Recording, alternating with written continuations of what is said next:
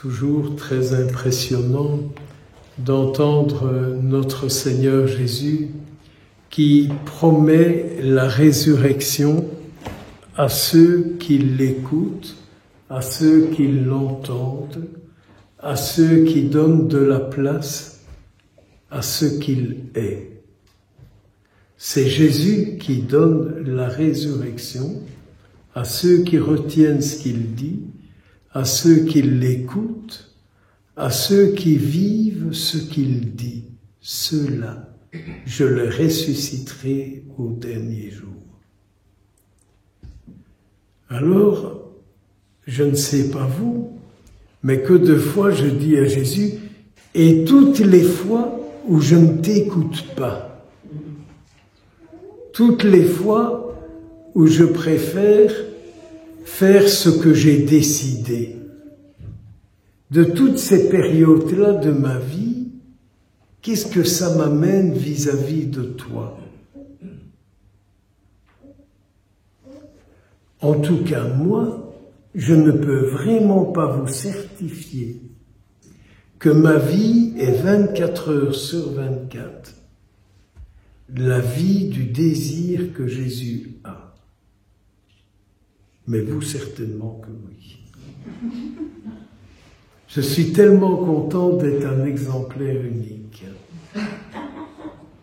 d'être celui qui ne vit pas 24 heures sur 24, mais d'être celui qui ne vit pas 24 heures sur 24 le désir de Dieu. J'ai encore tellement de désirs en moi qui ne viennent pas de Dieu. Et pourtant, je le sais, que ce sont ces désirs-là qui, malheureusement, m'éloignent de lui et m'amènent à ne pas faire ce que j'aimerais faire pour lui plaire. Je suis impressionné quand dans cette page d'Évangile, le Christ dit que je ne perde aucun de ceux que tu m'as donnés. Vous êtes donnés à Dieu. Qu'est-ce qu'il y a dans votre vie qui prouve que vous êtes donnés à Dieu? Je ne veux perdre aucun de ceux que tu m'as donnés qui sont à lui. J'aimerais savoir, voir, comprendre, sentir.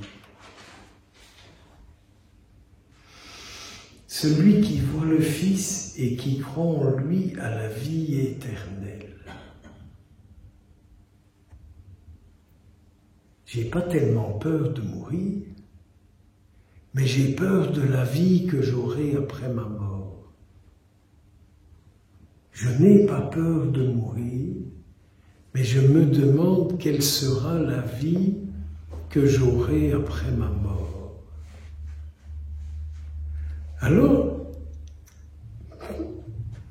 on en entend de toutes les couleurs aujourd'hui, et on en voit de toutes les couleurs. Vous avez, je ne sais pas si vous avez vu déjà ça, et si vous le faites, c'est pas bien. Des gens qui prennent de l'eau dans le bénitier et qui aspergent le sol de l'église ou de la chapelle pour les âmes du purgatoire. Je me suis énervé il n'y a pas longtemps sur quelqu'un qui a fait ça à la chapelle chez moi. Et je lui ai dit, vous allez venir la nettoyer. Parce que c'est moi qui nettoie. Alors toutes ces cloneries-là, s'il suffisait de jeter de l'eau bénite sur le sol de la chapelle pour que toutes les âmes du purgatoire soient au ciel, je bénis le robinet. Je prends le tuyau d'arrosage et j'arrose tous les jours la chapelle.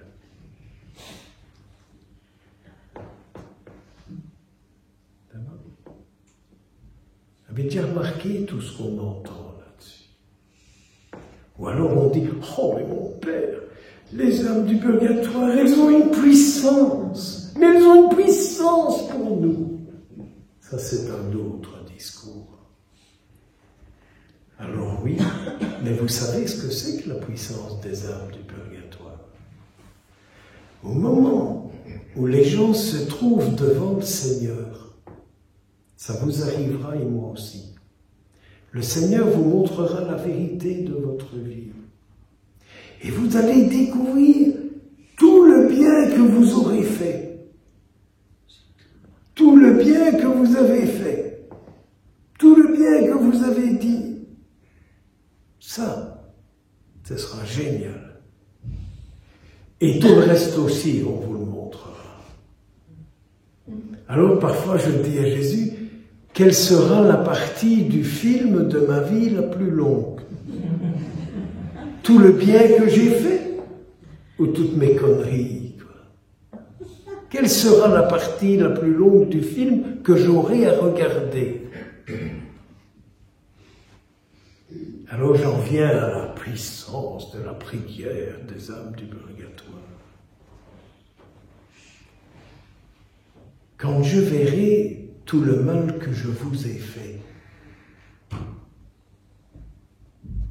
le Seigneur dira, regarde, cet homme, cette femme, comme elle souffre de ce que tu lui as dit, de ce que tu lui as fait, de ce que tu aurais dû lui faire et que tu ne lui as pas fait. Et qu'elle continue à en souffrir. Mais je dirai au Seigneur, mais je vais te prier pour cette personne.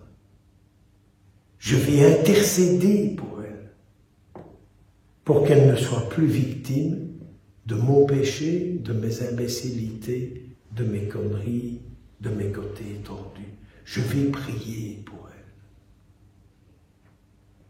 Est-ce que vous croyez que vous aurez aussi à faire ça?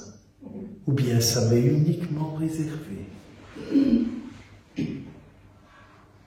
Voyez, souvent on parle de choses et on ne prend que la partie qui nous arrange. On ne prend que la partie qui nous arrange. Alors d'une certaine manière, je serai content aussi, je pense que je serai content qu'à un moment donné, le Seigneur me demandera de prier pour ces personnes-là. Parce que Jésus verra que j'ai dans mon cœur ce désir qu'elles ne souffrent pas sur la terre de ma faute.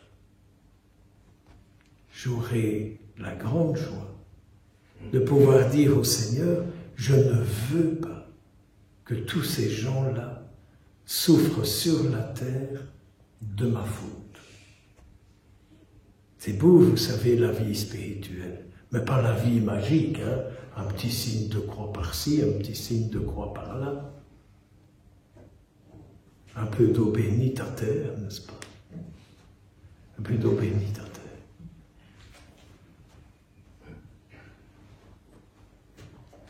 Voyez, on en met un en prison dans les Actes des Apôtres. Mais les autres, ils continuent de vivre là où ils sont la bonne nouvelle.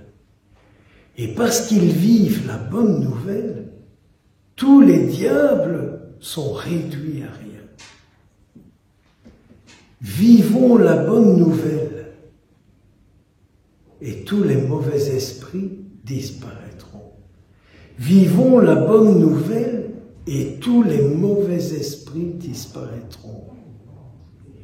Mais il faut que nous parvenions à vivre la bonne nouvelle dans la totalité de notre être. Et si nous invoquons le Saint-Esprit nous montrera qui en nous empêche de vivre la bonne nouvelle. Qui en moi m'empêche de vivre la bonne nouvelle? Et si le Seigneur me montre qui en moi m'empêche de vivre la bonne nouvelle, alors le Seigneur sera encore plus répandu dans ma vie. Et alors, le mal ne m'atteindra plus. Parce qu'en fait, le malin est terrible. Il sait bien où il doit venir en moi pour faire sa vie. Il sait en moi ce qui n'est pas en Jésus-Christ. Et c'est là où il vient et où il me rattrape et qu'il fait de moi son yo-yo. Il est tellement content quand il peut éloigner quelqu'un de Jésus. Alors vous voyez cette histoire de la vie éternelle, mais c'est sûr. Mais tant que celui qui est sur la terre que j'ai fait souffrir n'est pas délié de tout ce que je lui ai fait souffrir, je resterai toujours dans ce qu'on appelle le temps de purification. Si je vis pleinement la bonne nouvelle du Christ, tous les esprits tordus n'auront aucune prise sur moi. Mais pour qu'ils n'aient aucune prise sur moi, il faut que le Seigneur puisse me montrer par où ils entrent en moi. Père rompu pour un monde nouveau, fais-nous vivre de ton esprit. Quand la Sainte Vierge apparaît avec le chapelet à son coude, n'est-ce pas? Elle nous dit, voilà une arme de combat contre tout ce qui peut t'attaquer, les mystères que tu méditeras, qui feront qu'ils deviendront ta vie. Puisse la Sainte Vierge en ce lieu nous conduire là où elle le désire. La Sainte Vierge désire nous conduire auprès du Christ. Sainte Mère de Dieu, j'espère que tu vas réussir avec moi aujourd'hui à me conduire auprès de Jésus, moi et tous ceux qui sont ici. Amen.